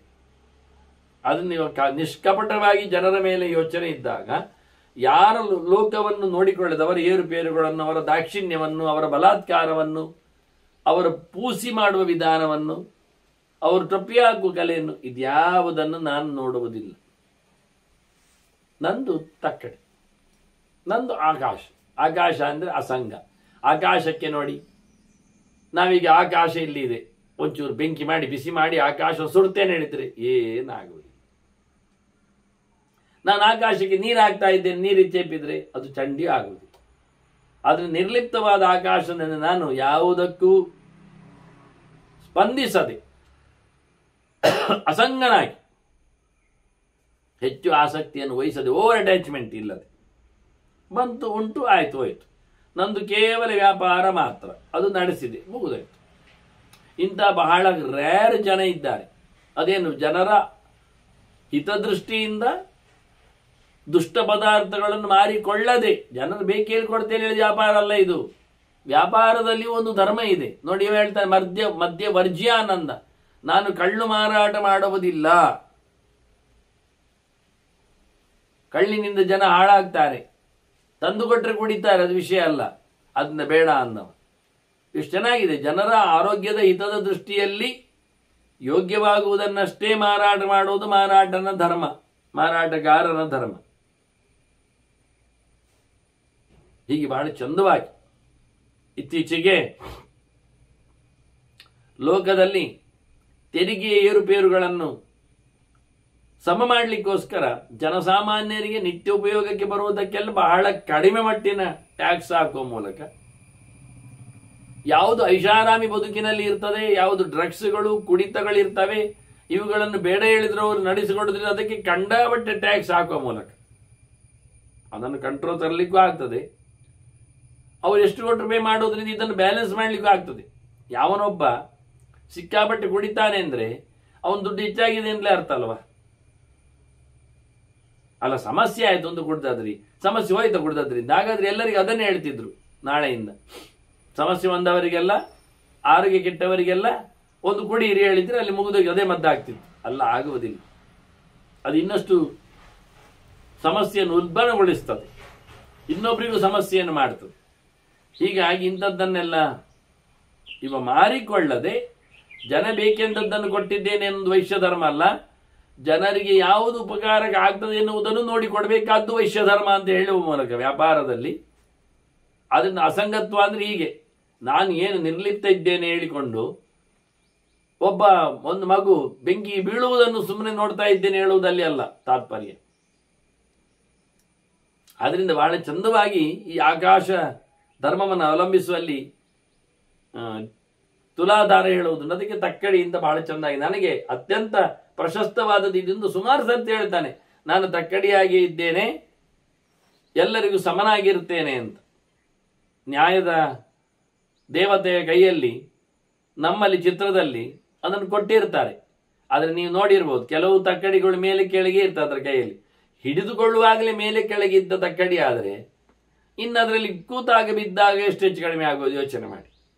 ನಿಜವಾಗಿ ನಾನು ಎಷ್ಟೋ ಬಾರಿ ಹೇಳಿದ್ರು, ನಮ್ಮ ನ್ಯಾಯ ದೇವತೆ ಯಮ ಇದ್ದಾನೆ, ಅದು ಯಮನನ್ನು ಕೊಡಬೇಕು, ಯಮನ ವಿಗ್ರಹ ಆಗಬೇಕು, ಯಮನ ಕೈಯಲ್ಲಿ ದಂಡ, ಇನ್ನೊಂದು ಪಾಶ ಮುಖ್ಯ ಬೇಕಾದ್ದು.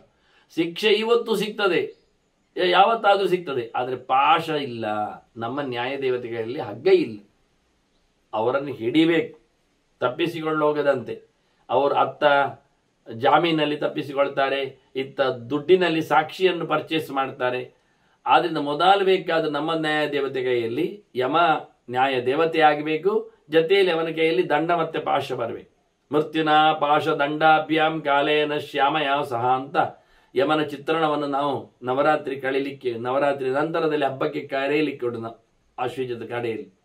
ಹಾಗಾಗಿ ಅಂತ ದೇವತೆಯನ್ನು ನಿಲ್ಲಿಸಿದ್ರೆ ಯಾರು ಈ ಕುಣಿಕೆಯಿಂದ ತಪ್ಪಿಸಿಕೊಂಡು ಹೋಗ್ಲಿಕ್ಕೆ ಆಗುವುದೇ ಇಲ್ಲ. ಹಿಂದೆ ಪಾಶಿ ಶಿಕ್ಷೆ ಹೇಳಿದ್ರೆ ಹಗ್ಗವನ್ನು ಹಾಕುವುದು ಅಂತಲೇ ಅರ್ಥ ಕುತ್ತಿಗೆಗೆ. ಅದರಿಂದ ಅದು ಪಾಶ ಅಂದ್ರೆ ಅದು ವಾಸ್ತವವಾಗಿ ಅದನ್ನ ಹಗ್ಗ ಕೈಯಲ್ಲಿ ಇಟ್ಕೊಳ್ಬೇಕು. ಯಾರು ತಪ್ಪಿಸಿಕೊಂಡು ಹೋಗ್ತಾ ನೋಡುವ, ತಪ್ಪಿಸಿಕೊಂಡು ಹೋಗುವವರಿಗೆ ಕಾಲಿಗೆ ಹಾಕ್ಲಿಕ್ಕೆ ಬೇಡಿ ಇದ್ದ ಹಾಗೆ. ಅದು ನ್ಯಾಯದೇವತೆ ಕೈಯಲ್ಲಿ ಬೇಕಾದ್ದು ಬೇಡಿ, ಹಗ್ಗ ಕಟ್ಟಿ ಹಾಕುವಂಥದ್ದು, ಅವನನ್ನು ಧರ್ಮದ ಚೌಕಟ್ಟಿನಲ್ಲಿ ಬಂಧಿಸುವಂಥದ್ದು, ನ್ಯಾಯದ ವ್ಯವಸ್ಥೆಯಲ್ಲಿ ಅವನನ್ನು ಹದ್ದುಬಸ್ತಿಗೆ ಒಳಪಡಿಸುವಂಥದ್ದು ಎನ್ನುವುದು. ಮತ್ತೆ ಏನೆಲ್ಲ ಅನ್ಯಾಯ ಮಾಡಿದ ಅಂತ ಕೇಳಿಕೊಂಡು ಪೀನಲ್ ಕೋಡಿಗಳು ಯೋಚನೆ ಮಾಡಿಕೊಂಡು ಅವನಿಗೆ ಹೊಡಿಲಿಕ್ಕೆ ಬೇಕಾದ್ದು ದಂಡದ ಬೇರೆ.